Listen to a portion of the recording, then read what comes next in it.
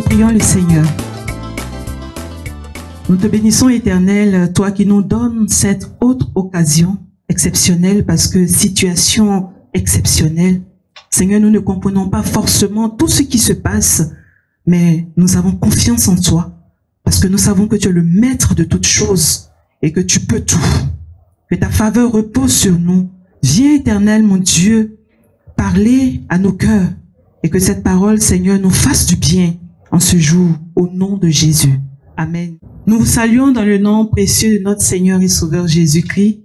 Vous tous, bien-aimés, fidèles de Jérusalem, et aussi à vous tous qui nous suivez en ce jour, internautes, abonnés, que la paix du Seigneur repose sur vos maisons, sur vous, sur vos familles, au nom de Jésus. Amen. Le verset que nous voulons partager ce jour est tiré de l'Ancien Testament, du livre de la Genèse. Genèse, le chapitre 39, le verset 21. Genèse 39, verset 21 qui dit ceci.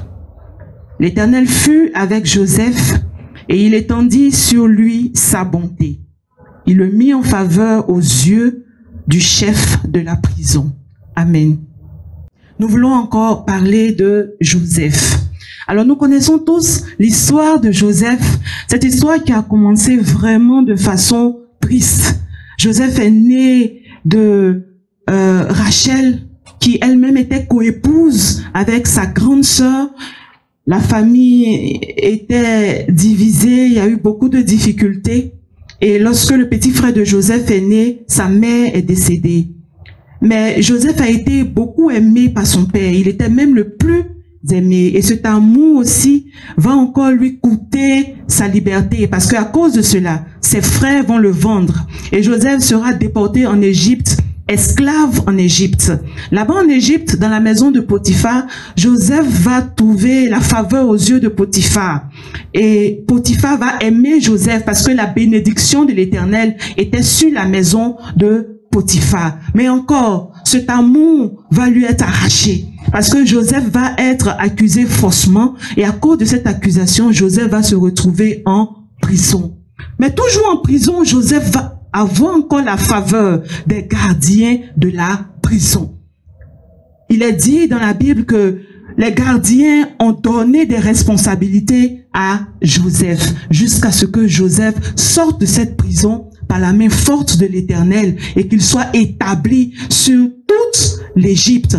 Nous voyons, lorsque nous lisons ce passage que Pharaon dit, a donné tout pouvoir à Joseph. Il a dit à Joseph que c'est lui seul qui est au-dessus de Joseph. Joseph avait droit à tout.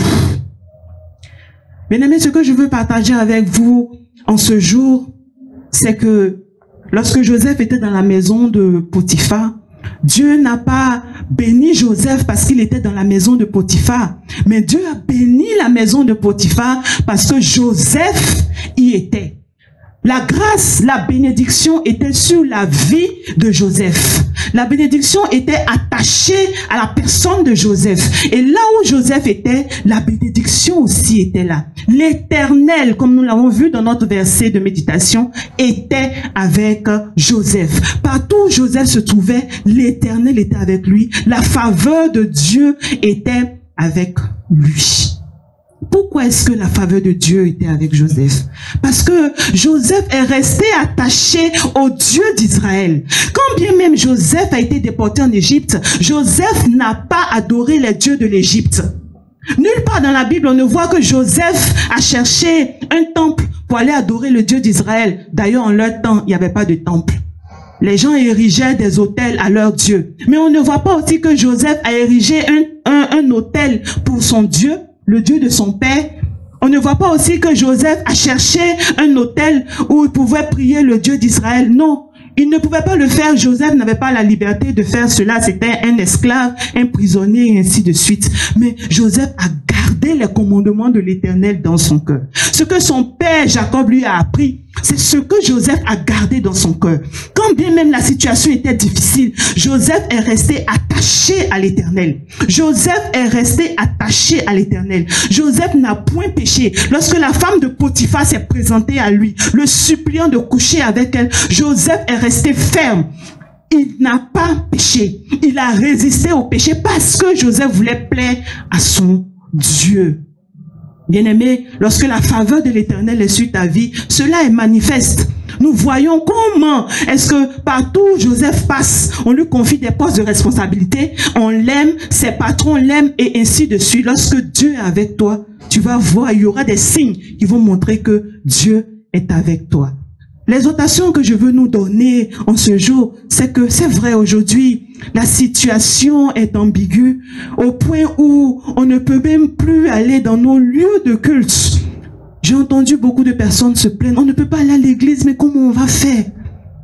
Bien-aimés, lorsque nous venons à l'église, c'est vrai, c'est beau de se retrouver entre nous. La ferveur chrétienne, lorsque nous prions ensemble, lorsque nous louons ensemble, nous écoutons les enseignements, c'est bien, c'est beau. Mais cela ne sert à rien si nous ne pouvons pas mettre en pratique cette parole que nous écoutons dans le temple. Si nous ne pouvons pas mettre en pratique cette vie que nous apprenons dans les temples. Je pense que c'est le lieu maintenant, dans ces temps où nous sommes obligés de rester chez nous, de vivre la vie chrétienne. Nous sommes confinés chez nous, mais notre foi n'est pas confinée. Notre cœur n'est pas confiné. Le véritable temple du Seigneur, c'est notre corps, c'est nous-mêmes. Et si nous devons manifester la puissance de Jésus, on entend des chiffres, des milliers de morts partout.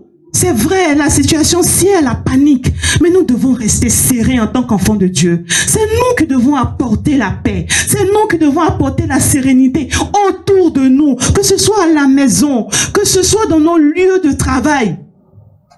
Partout où nous sommes, lorsque les gens sont paniqués, notre présence doit apporter la paix. Parce que la paix de l'Éternel est avec nous. Parce que l'Éternel est avec nous. Et tout ce que nous faisons doit manifester l'Éternel.